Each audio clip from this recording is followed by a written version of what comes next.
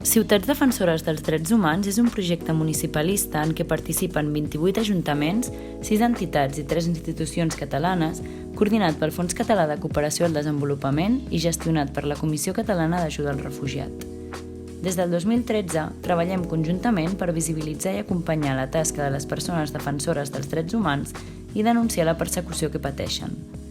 Cada any, diverses defensores dels drets humans són convidades a Catalunya per participar en activitats de sensibilització, incidència política i comunicació amb l'objectiu d'enfortir les xarxes de suport i de fomentar el coneixement, la promoció i la defensa dels drets humans. A més, també fem campanyes de suport a defensores empresonades. Hem convidat desenes de persones d'arreu del món.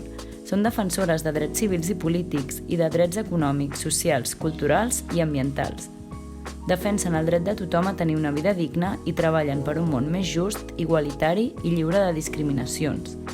Segueix-nos per donar veu a les seves lluites, que també són les nostres.